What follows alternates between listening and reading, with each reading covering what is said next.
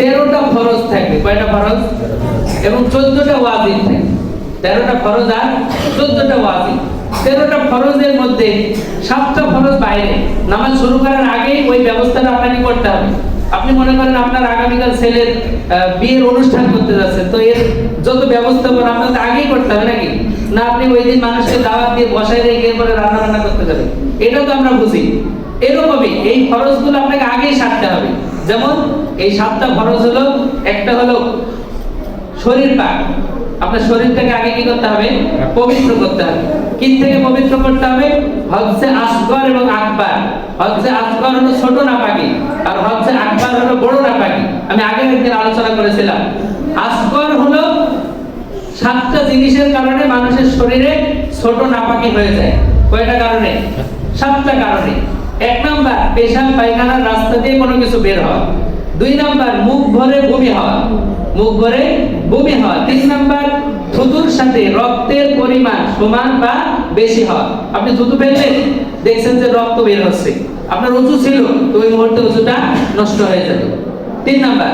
4 number হলো শরীরের যে কোনো জায়গা থেকে, পেশাব পায়খানার রাস্তা জরুরি না, যে কোনো জায়গা থেকে রক্ত, পুজ, পানি বের হয়ে গড়ায় পড়া, মানে একটু সরে যাওয়া। নিজের জায়গায় থাকলে কিন্তু আপনার ওযু ছুটবে না। ফোড়া হয়েছে, পরবর্তী পুজ দেখা যাচ্ছে, তাহলে আপনার ওযু কিন্তু ভাঙবে না। যখনই ওখান থেকে বের হয়ে একটু সামান্য সরে শরীরের অন্য জায়গায় চলে যাবে, তখন ওযুটা ভেঙে যাবে। কয়টা হলো? 4টা। 5 নাম্বার হলো ঘুমিয়ে যাওয়া। 5 নাম্বার কি? ঘুমিয়ে যাওয়া। আপনি সেটা শুয়ে হোক, বসে বসে ঘুমানোর মধ্যে একটু ব্যাখ্যা আছে। শুয়ে, চিত হয়ে, কাঠ হয়ে, হেলান দিয়ে এভাবে ঘুমিয়ে গেলে আপনার ওযুটা নষ্ট হয়ে যাবে। 5 নাম্বার। 6 নাম্বার হলো পাগল, মাতাল, বেহুশ, অচেতন। এই সবগুলো যদি মানুষের যে কোনো একটা, সবকিছু ঠিক ছিল, বেহুশ হয়ে গেছে, তাহলে তার ওযুটা থাকবে না। কয় নাম্বার হলো? 6 নাম্বার। 7 নাম্বার হলো নামাজে দাঁড়িয়েছে 2 বন্ধু, হাসাহাসি শুরু করে অট্ট হাসি দিয়ে ফেলছে, যেটা আওয়াজ করে হাসা বলে, তাহলে তার ওযুটা ভেঙে যাবে। আপনি যে কোনো মুহূর্তে এই 7টা বিষয় আপনার কাছে পাওয়া গিয়েছে কিনা আপনি যাচাই করবেন। এই 7টা বিষয় আপনার শরীরে বর্তমানে পাওয়া গেছে কিনা। যে আপনি পেশাব করে আসলেন, তাহলে তো একটা পাওয়া গেল, বাথরুম করে আসলেন, পাওয়া গেল। তো এই কারণগুলো পাওয়া গেলে আপনাকে সাথে সাথে কি করতে হবে? ওযু করে নিতে হবে, নামাজ পড়তে হবে। নামাজ না পড়লে আর ওযুর দরকার নাই। তাহলে এই 7টা জিনিস থেকে আপনার শরীরটা পাক আছে কিনা এটা আপনাকে দেখতে হবে।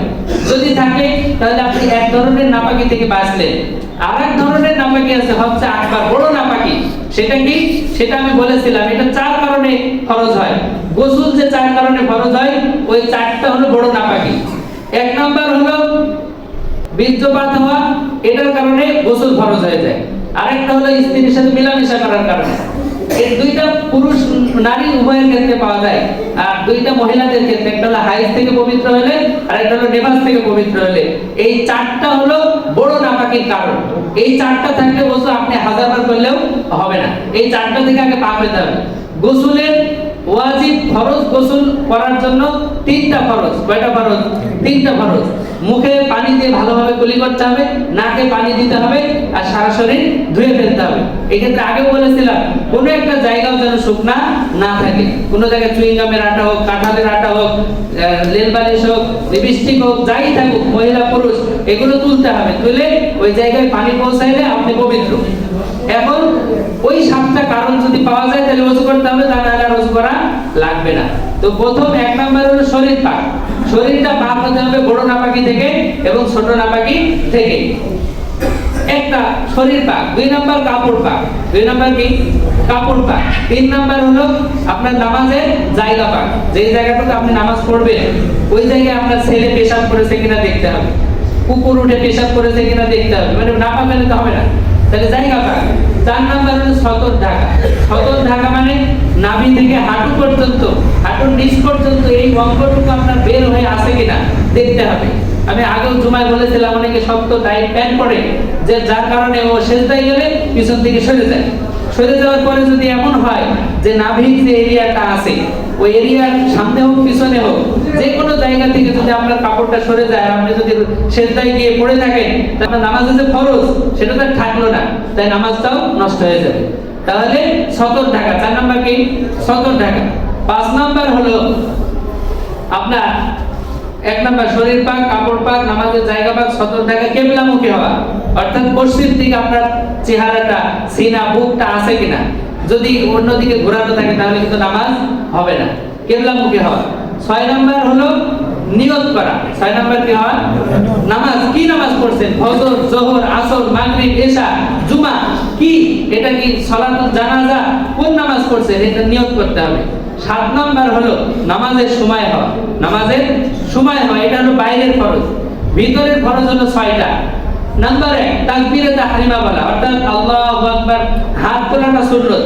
আপনি মুখে মুখে যদি বলেন আল্লাহু আকবার, আপনার নামাজ শুরু হয়ে গেল। এই তাকবীরে তাহরিমা বলা ফরজ। এরপরে দাঁড়ানো 2 নাম্বার ফরজ। 3 নাম্বার ফরজ কেরাত পড়া। কি পড়া? কোরআন শরীফ থেকে কিছু পড়া। আপনি এমনি দাঁড়ায় থাকবেন, আল্লাহর সামনে কিছু পড়তে হবে। 3 নাম্বার ফরজ। 4 নাম্বার ফরজ রুকু করতে হবে। 5 নাম্বার ফরজ সিজদা করতে হবে। 6 নাম্বার ফরজ আপনার নামাজের শেষে একটা বৈঠক করতে হবে। যদি 2 রাকাত নামাজ হয় তাহলে তারপরে শেষে যেটা বৈঠক এটা ফরজ। 4 রাকাত নামাজ হলে শেষের বৈঠকটা ফরজ। এই হলো 6টা ফরজ। তাহলে নামাজের আগে 7টা ফরজ, নামাজ শুরু করার পরে থেকে শেষ করা পর্যন্ত 6টা ফরজ। এই ফরজগুলো লক্ষ্য করে আমাদেরকে কি করতে হবে?